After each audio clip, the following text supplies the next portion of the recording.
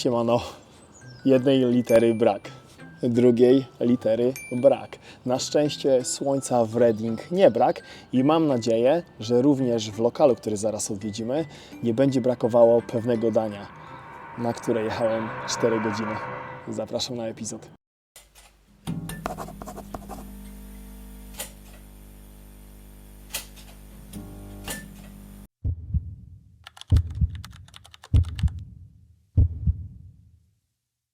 Witajcie moi drodzy w dla mnie osobiście bardzo ekscytującym odcinku. A skąd ten nadmiar podekscytowania u mnie? Zaraz sobie połamię język. Prawie jakbym połamał język przy ogłaszaniu cen w Scunthorpe. Zaraz się dowiecie. Wybieramy się dzisiaj do miasta Reading i to miasto jest ode mnie oddalone jakieś 4 godziny. A lokal, jaki dzisiaj odwiedzamy, nazywa się Piwnica i w logo mają góry. Jeżeli chodzi o ich Facebook, w tym nie profilowym, tylko z tyłu, to takie duże zdjęcie, też mają pasmo gór. I trochę przypominają mi vibe'y takiej karczmy. Jeśli chodzi o ich Facebooka, to jak widzicie, oprócz przypiętego postu, który był przypięty 3 lata temu, to tam wszystkie posty tak naprawdę dotyczą słodkości. Słodkość spróbujemy, ale jeżeli wchodzicie do nich na stronę i zobaczycie, jakie mają tam dania, bo ja zobaczyłem i dlatego jestem podekscytowany. Jeżeli mają podobne vibe'y, jeżeli chodzi o lokal takiej karczmiany, to powiem Wam taką prywatkę, że ja uwielbiam takie lokale, a szczególnie uwielbiam zabierać osoby niepolskie do tych lokali, bo to jest coś takiego naszego, fajnie to pokazać. Mam nadzieję, że w Reading to będzie i mam nadzieję, że danie, które znalazłem, którego formy podania na 73 epizody, jakie już zrobiłem, jeszcze nie jadłem. 4 godziny samo się nie zrobi. Kącik Pel bawi, Ania uczy. Ania Wam coś powie ciekawego na temat miasta Reading, a ja Was bezpiecznie, a przede wszystkim siebie bezpiecznie tam dowiozę. Aniu, co masz dla nas? Reading to miasto w hrabstwie Berkshire, położone nad Tamizą, które łączy bogatą historię z nowoczesnym, dynamicznym charakterem. Choć dziś kojarzy się głównie z biznesem i szybkim połączeniem kolejowym z Londynem, jego początki sięgają średniowiecza. W centrum znajdują się ruiny Reading Abbey, potężnego opactwa założonego w XII wieku przez króla Henryka I, który został tam pochowany. To przypomnienie, że miasto miało kiedyś duże znaczenie polityczne i religijne. W XIX wieku Reading było ważnym ośrodkiem przemysłowym, znanym szczególnie z produkcji herbatników firmy Huntley i Palmers, eksportowanych na cały świat.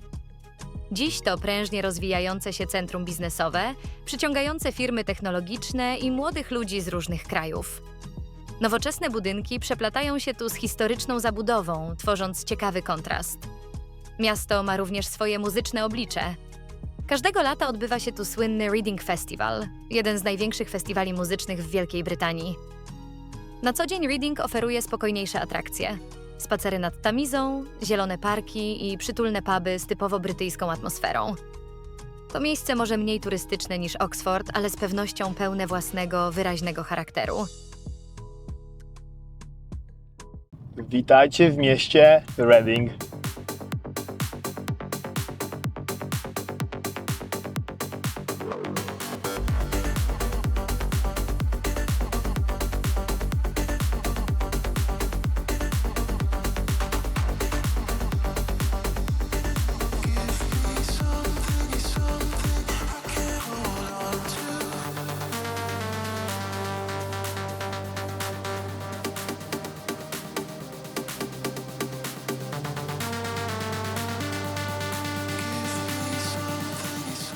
Siemanko, jesteśmy na miejscu i powiem Wam, że na tych Google mapach tu był budynek taki kościelny. I w ogóle, ile tutaj jest ludzi, patrzcie na to. A jesteśmy tutaj w poniedziałek o godzinie 12. Idę do lokalu o godzinie 12:16. Później powiem dlaczego dokładnie 12:16. Jeżeli chodzi o Reading, wrażenie pierwsze dla mnie petarda. Dużo takich rzek, kanałów, naprawdę ładnie, nie? Jakieś studio znalazłem, zobaczycie w podsumowaniu. Nie przedłużamy. Jestem mega głodny. Reading, Piwnica, PL-owska armia. Cyk, cyk, idziemy.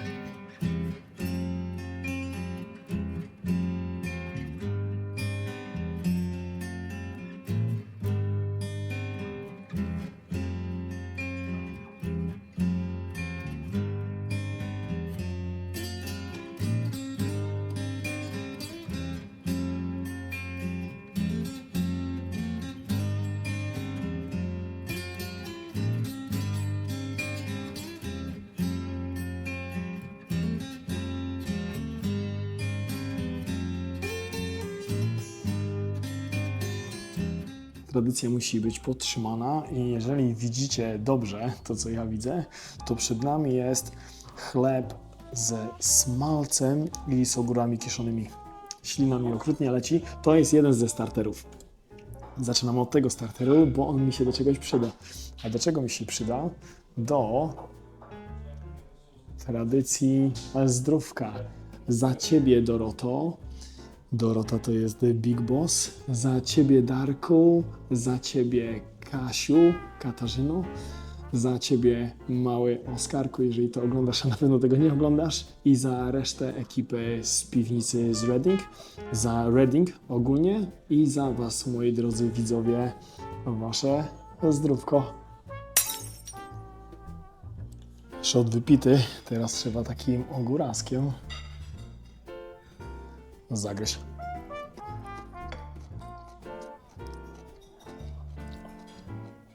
No i chlebek.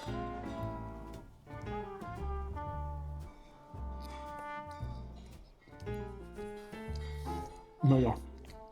Powiem Wam, że jadłem dużo smalców w moim 40-letnim już ponad życiu, ale ten tutaj naprawdę jest fenomenalny. W ogóle zobaczcie, są takie jakby kropki, takie mięsne i to naprawdę mega smaczy.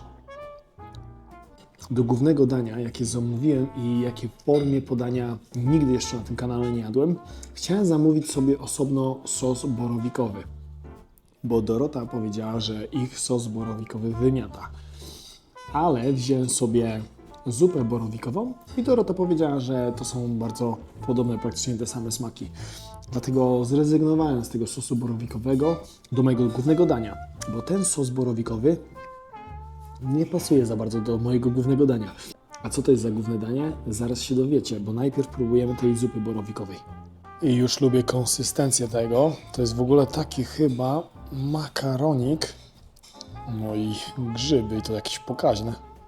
Ja uwielbiam w ogóle grzyby w każdej postaci, czy to kurki, kanie, no kanie akurat dawno nie jadłem, nie? Ale podczas moich urlopów moja ukochana rodzicielka, którą Cię tutaj pozdrawiam, a zawsze przygotowuje mi taki sosik grzybowy z ziemniakami. Takie coś. Dobra, czas na borowiki z Reading.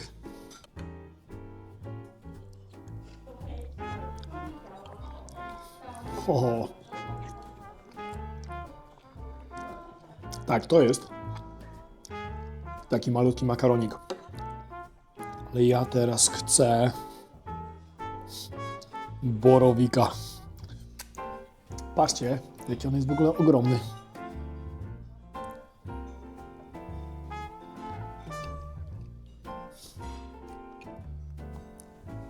Petarda. Wyczekuję teraz na maina i powiedziałem Wam, że po pierwsze formy podania nie jadłem jeszcze tutaj. Po drugie, sos borowikowy nie pasuje za bardzo do tego dania. A po trzecie, to jest moja ostatnia podpowiedź, zanim zgadniecie, o jakie danie chodzi, albo po prostu za chwilę zobaczycie, co wiecie, to Cabernet Sauvignon jest idealnym napojem do tego dania. Dobra, danie główne wjechało, nawet coś słyszycie? Podpowiedź numer 1. Takiej formy podania nigdy nie jadłem. Podpowiedź numer 2. Sos borowikowy nie za bardzo pasuje. A podpowiedź numer 3. Cabernet Sauvignon jest idealnym winem do tego. A o co chodzi? O steka, ale takiego na kamieniu. I powiem Wam, że jak to zobaczyłem w menu, mówię, na stówę to muszę wziąć sobie, nie?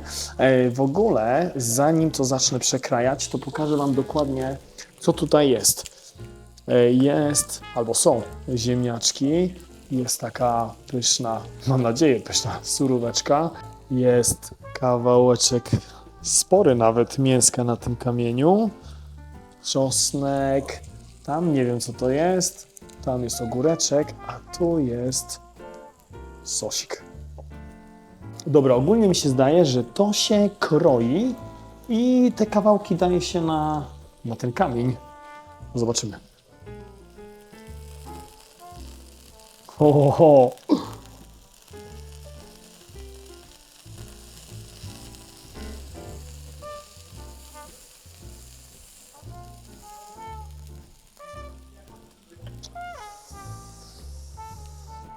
Powiem wam tak, ukroiłem sobie, to wygląda tak. I on jest taki w miarę rare, ale ja sobie takiego i tak spróbuję.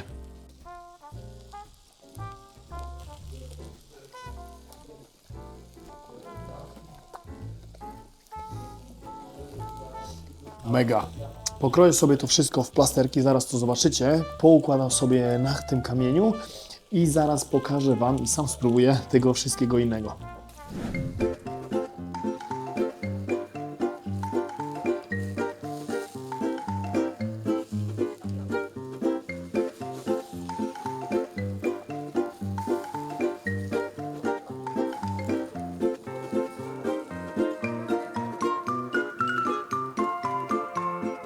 Nie mam pojęcia, co to jest to białe takie. Dlatego to jest chyba taki sos czosnkowy. Zaraz się dowiem.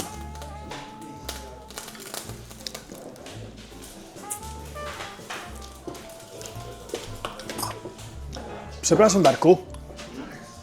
Tam przy tym steku jest takie coś małego białego, nie? Taki sosik, co to jest? Czosnkowy. A, tak właśnie domyślałem. To jest wasz też sos, nie? No, taki domowy. No, właśnie tak się zastanawiałem, tak podsmakował czosnkowo. Dobra, dzięki. A przepraszam, smakuje? Wszystko okej? Pyszne, zajebiste. No. Dobra, jak usłyszeliście, to jest sos czosnkowy. To mi się zdaje, że są. Wiem, ogórasy. Mega. A to jest, żebym nie wylał wam pokazując, jakiś tam sosik. Zaraz go zobaczę.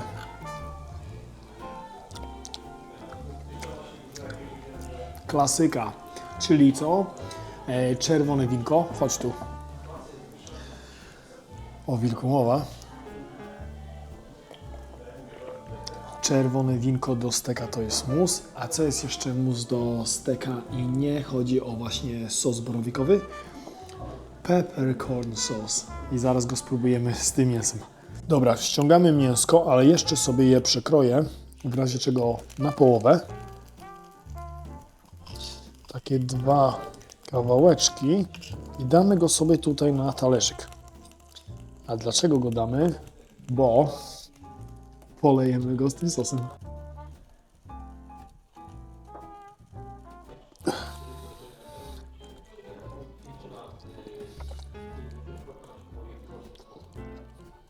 Ziemniaka zamoczymy w sosie czosnkowym. Popijam ostatni raz w tym epizodzie winko. I dla was za parę sekund, a dla mnie za parę minut, jak sobie to dokończę już bez kamery, widzimy się przy deserze. Hej, kawa się szykuje i co? Musiałem jechać 4 godziny, nie jak kiedyś. 2 godziny do Hull, musiałem jechać 4 godziny do Reading, aby zjeść mój najukochańszy deser. A najlepsze jest to, że w tym deserze to jest takie najidealniejsze kombo, czyli ciepłe i zimne. To lody mają swoje. Mowa oczywiście o brownie. Chocolate brownie z lodami, patrzcie na to, nie? Petarda. I w ogóle nie czekam na razie na tą kawę, chcę spróbować od razu ich lodów.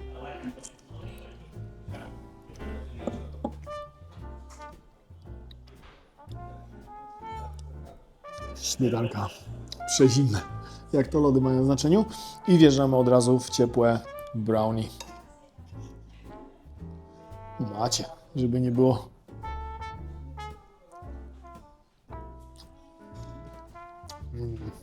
Wjechała kawucha. Jestem tutaj mega rozpieszczany w Reading. Dziękuję Tobie, Doroto, Darku i Kasiu. Kawucha wjeżdża. Smakuje mocą. Słuchajcie, ja dokończam mój najpyszniejszy, najukochańszy deser na świecie. Dokończam tą pyszną kawę i widzimy się w studiu. Podsumujemy zaraz ten lokal. Powiem wam, ile to mnie wszystko kicing kosztowało. Pogoda jest idealna dzisiaj. Dzisiaj jest już tak mega wiosennie. Widzimy się za parę sekund dla was, a dla mnie za parę naście minut w studio. Hej! Siemanko, witajcie w dzisiejszym studiu. Dzisiaj jest mega wakacyjnie, a powiem Wam taki mały sekret, że jesteśmy tutaj na początku marca. A gdzie jesteśmy? Jesteśmy w gościnnych progach The Dog Bar and Cafe. Ogólnie to jest marina i widzicie moje najukochańsze narrowboats. Tu w ogóle są jachty. Zanim podsumujemy lokal Piwnica w Reading, droga Doroto. Dorota to jest Big Boss, jak już wspominałem na pewno. Dziękuję Tobie za super rozmowę. Świetnie spędzony czas i za zaserwowanie mi, spoiler alert, przepysznego jedzenia. Dziękuję również Tobie, Darku, za tak zwane looking after me. Pozdrawiam serdecznie Ciebie, Katarzyno, pozdrawiam resztę ekipy Piwnica i pozdrawiam Ciebie, malutki Oskarku. Mam nadzieję, że za 10-15 lat, jak już będziesz starszym mężczyzną, to obejrzysz sobie ten lokal i powiesz: o, kojarzę tego youtubera. Jeżeli chodzi o lokal Piwnica, to miałem nadzieję, że będzie właśnie tak pasmowo i na szczęście tak było. W ogóle okazało się, że Dorota pochodzi z gór. A z jakich, skąd dokładnie, no aż takim wścibskim youtuberem nie jestem i po prostu się nie wypytywałem. Najważniejsze, że lokal przepiękny. Uwielbiam takie miejsca.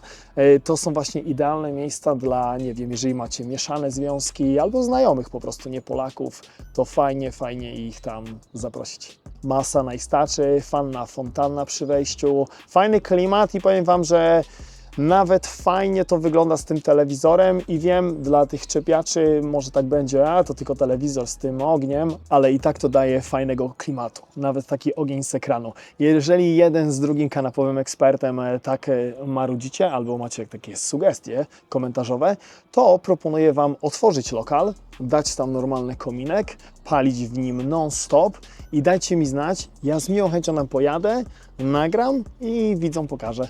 Lokal Piwnica istnieje już od 15 lat i zostałem poinformowany również, że jeżeli chodzi o procentowo polską i niepolską klientelę, to niepolska klientela to jest z 80%. Mnie osobiście takie liczby bardzo cieszą, bo to tylko oznacza, że zarówno Dorota, jak i reszta drużyny reprezentują godnie nasz kraj w UK poprzez serwowanie, zaspoileruję, pysznego jedzenia, zaspoileruję, w świetnym lokalu. Jeżeli chodzi o te masa najstaczy, to powiem Wam, że nawet takie coś jak kącik dla małolatów, nawet te sztućce, one naprawdę wyglądają solidnie. Jeżeli chodzi o lokal, wygląd mamy, rozmiar. Jest naprawdę sporo miejsca, macie w środku tą główną salę, macie tą drugą salę, w której ja siedziałem, macie na zewnątrz jeszcze siedzenia i jeszcze centralnie na zewnątrz siedzenia, ale Darek mnie informował, że tam jest mega busy, na przykład w weekendy. Dlatego obowiązkowo dzwońcie i rezerwujcie sobie stoliki. Nie wiem, czy powiedziałem w samochodzie, jeżeli chodzi o linki, czy to strony internetowej, czy to Facebooka, to będzie wklejony w przypiętym komentarzu i w opisie filmu. Tam jest Polish Community Center. I po prostu są jakieś tam salki, ksiądz tam mieszka. Myślałem, że tam będzie tak kościołowo, ale okazało się, Dorota mi powiedziała, że gdzieś tam dalej, kawałek dalej jest kościółek. I o co chodzi, że było tam masę samochodów, bo ja tutaj jestem w poniedziałek. Po prostu Polish Community Center podnajduje biura. Fajnie, że przyjeżdżają tam do nich ludzie z różnych stron Anglii.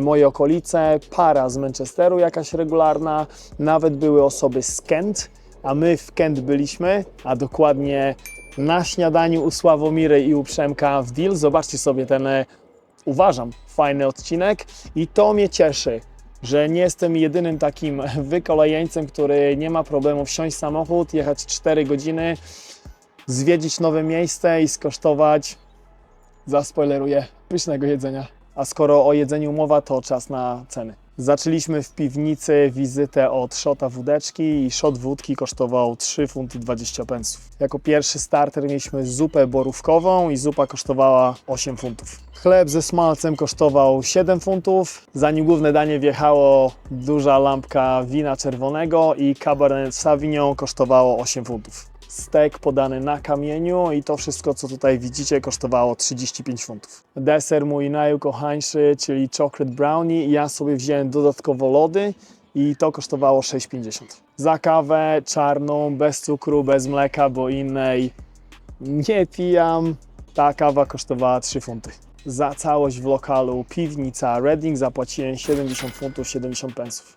Dobra, mamy cenę. Jeżeli chodzi o 70 funtów 70 pensów, na pierwszy rzut oka albo rzut ucha, to brzmi albo wygląda na sporo. Tylko pamiętajcie, po pierwsze brałem steka i sam stek kosztował 35 funtów. Jeżeli jeździcie po stekowniach, to wiecie, że cena wołowiny jest w miarę tam wyższa. No i tutaj nie oszukujmy się, ta jakość to było fenomenalna, ta forma podania i w ogóle fajnie, że ten stek, tam nie było żadnej straty, tam nie było nic odkrojonego czy coś takiego. Naprawdę ja uważam, że jeżeli chodzi o tego steka 35 funtów, to było ok. Kiedyś jeden z moich widzów albo widzek napisał taki komentarz, czy nie lepiej byłoby, abym z kimś jeździł, jak nagrywam te epizody. I ja odpisałem, że nie, że lubię jeździć samemu, lubię robić to według własnego widzimisię. Kiedykolwiek mam czas jakiś po drodze, to sobie zawsze pojadę do innej siłowni, bo oprócz jeżdżenia po lokalach, po pokazywaniu lokali w UK, uwielbiam ćwiczyć na różnych siłowniach. I dzisiaj też mam taki plan, po prostu w drodze do domu, gdzieś w połowie drogi sobie pojadę gdzieś na jakąś siłownię. Jeszcze nawet nie podjąłem decyzji do jakiej. Ale to jest pierwszy epizod, nad którym troszkę ubolewam, bo oni mają w pozycji Tomahawka. I ten Tomahawk, bardzo chciałem go spróbować, ale no nie chciałem tak tylko, żeby Wam pokazać i później, żeby on się zmarnował, nie? Albo później gdzieś tam odgrzewany jeść. Także mają Tomahawka, mają taką wielką tacę, taki sharing platter dla 4 osób. I powiem Wam, nawet Dorocie tak powiedziałem, że 4 takich jak ja, jakieś 2 buteleczki, wódeczki i tam można sobie biesiadować, nie? W ogóle ta ich karta dań naprawdę jest bardzo bogata. I jestem pewien, czy jesteście mięsożerni, czy jesteście coś tam żerni. Nawet brownie jest bezglutenowe. No wiecie, tam każdy znajdzie coś dla siebie. Jeżeli chodzi o zupę borowikową, to jest jedna z tych zup. Wiecie, często jest tak w takich borowikowych czy jakichś kurkowych, że trzeba szukać tego, nie?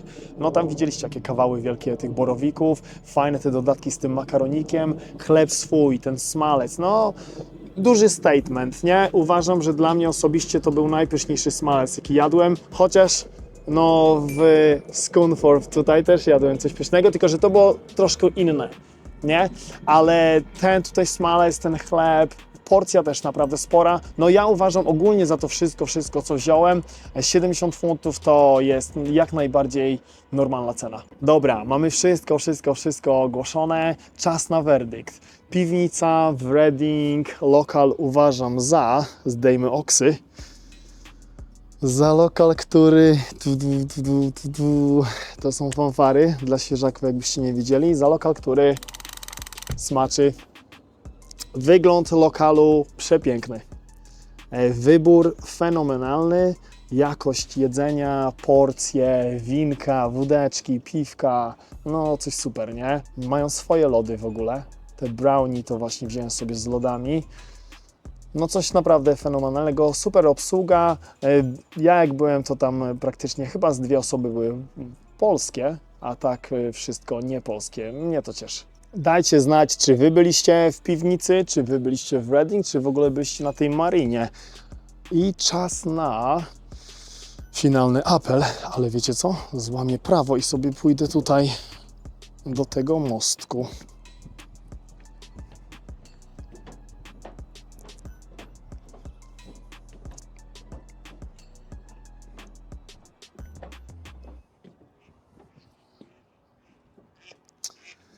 Dobra, nie wiem, czy łamię prawo, bo w sumie tu nie ma żadnej jakiejś takiej barierki, nie?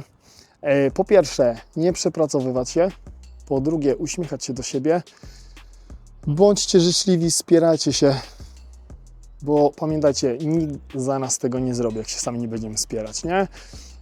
Widzimy się w następną niedzielę, godzina 19 UK czasu, a ja co? Ja zabieram się w drogę, idę sobie na siłkę i za tydzień znowu hej przygodo, trzymajcie się, hej!